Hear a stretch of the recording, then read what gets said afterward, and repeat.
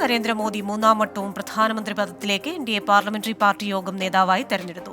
NDA ശക്തമായ സഖ്യ സർക്കാരായിരിക്കുമെന്നും സമവായത്തിലൂടെ മുന്നോട്ടു നീങ്ങുമെന്നും നരേന്ദ്രമോദി പറഞ്ഞു.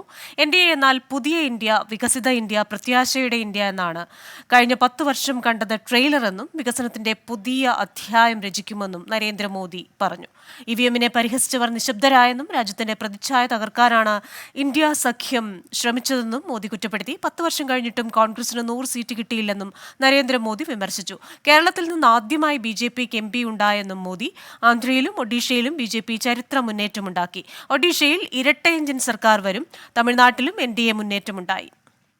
केरल हमारे सैकड़ों कार्यकर्ताओं के बलिदान हुए हैं। UDF हो या LDF हो, शायद हिंदुस्तान के राजनीतिक जीवन में इतना जुल्म एक विचारधारा को लेकर के जीने वाले लोगों पर हुआ होगा तो सिर्फ मैं कह सकता हूं केरल में हुआ है। जम्मू कश्मीर से भी ज्यादा हुआ है। उसके बावजूद भी सामने कहीं विजय नजर नहीं आता था। उन्होंने परिश्रम की पराकाष्ठा में कभी पीछे नहीं रहे, पीढ़ियां खपा दी और आज पहली बार संसद में केरल से हमारा प्रतिनिधि बन के आया।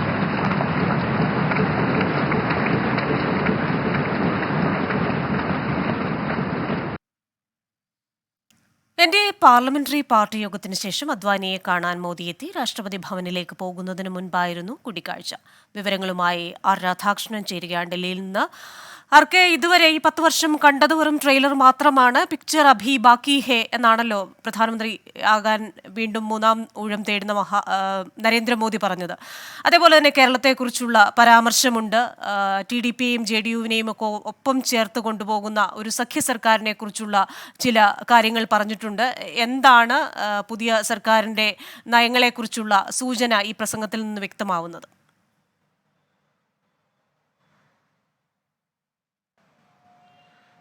ശരീരഭാഷയിലെയും വാക്കുകളിലെയും മോദി ശൈലി വീണ്ടെടുത്തുകൊണ്ടാണ് ഏതാണ്ട് മണിക്കൂറോളം നരേന്ദ്രമോദി പാർലമെന്ററി പാർട്ടി യോഗത്തിൽ സംസാരിച്ചത്.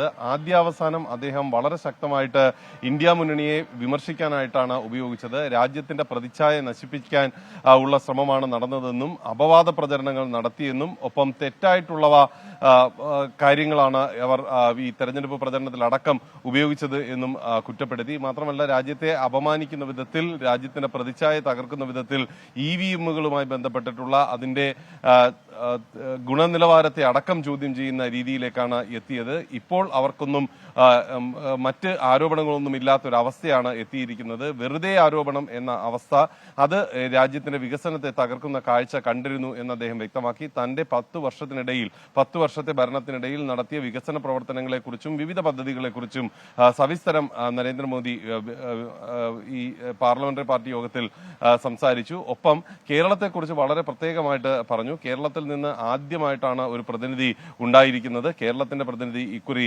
സഭയിൽ ഉണ്ടാകും. നിരവധി പ്രവർത്തകർ ബലിദാനം നടത്തിയ അതിന്റെ ഒരു ഫലം ഒക്കെ ആയിട്ടുള്ള ഒരു നാടാണ് കേരളം. അവിടെ നിന്നാണ് ആദ്യമായിട്ടൊരു പ്രതിനിധി എത്തുന്നത് എന്ന് കരഘോഷത്തിനിടെ നരേന്ദ്രമോദി പറഞ്ഞു.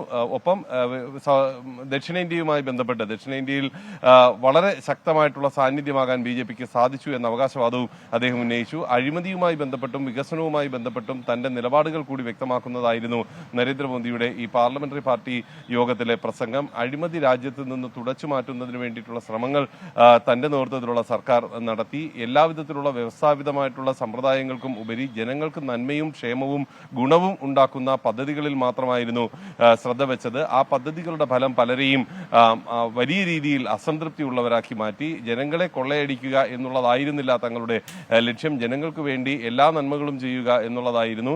ഏതെങ്കിലും ഒരു ഘട്ടത്തിൽ ഇപ്പോഴത്തെ ഈ ജനവിധി അത് തിരിച്ചടിയാണെന്ന് കരുതുന്നില്ലെന്നും നരേന്ദ്രമോദി പറഞ്ഞു. കൂട്ടുകക്ഷി സർക്കാർ രൂപീകരിക്കാൻ സാധിക്കുന്നത് ഏറ്റവും ഉചിതമാണ് എന്ന് വിശദീകരിച്ചുകൊണ്ടാണ് അദ്ദേഹം അക്കാര്യം വ്യക്തമാക്കിയത്. കഴിഞ്ഞ തെരഞ്ഞെടുപ്പുകളിൽ മത്സരിച്ചിട്ടും 10 വർഷം കൊണ്ട് കോൺഗ്രസിന് 100 തികയ്ക്കാൻ പോലും സാധിച്ചിട്ടില്ല എന്ന വിമർശനവും അദ്ദേഹം ഉന്നയിച്ചു. ജനങ്ങളുടെ ഭാഗത്തു നിന്ന് ഈ തെരഞ്ഞെടുപ്പിൽ ഉണ്ടായ ജനവിധിയെ അതിനെ അംഗീകരിച്ചുകൊണ്ട് ഏറ്റവും ശക്തമായിട്ടുള്ള ഭരണം കാഴ്ചവെക്കാനാണ് തന്റെ നേതൃത്വത്തിൽ തയ്യാറാകുക. അതിനു വേണ്ടിയിട്ടുള്ള ശ്രമങ്ങളാണ് നടത്തുക. 24 മണിക്കൂറും താൻ അവൈലബിൾ ആയിരിക്കും ഈ രാജ്യത്തിന്റെ വികസനത്തിന് വേണ്ടി എന്ന് നരേന്ദ്രമോദി ഉറപ്പു നൽകി. ആർക്കും ഏതെങ്കിലും വിധത്തിലുള്ള ഈ അംഗങ്ങൾ എന്ന രീതിയിൽ ആർക്കും ഏതെങ്കിലും വിധത്തിലുള്ള ഭേദം താൻ കൽപ്പിക്കുന്നില്ല.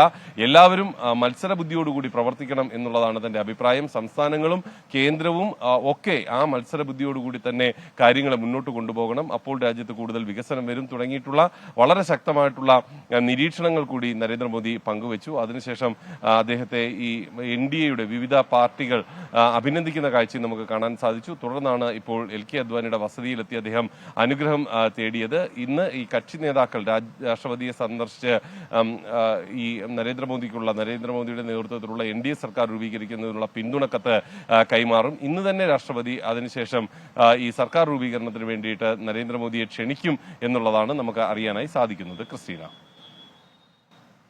രാധാകൃഷ്ണനാണ് ഡൽഹിയിൽ നിന്ന് വിശദാംശങ്ങൾ നൽകിയത്.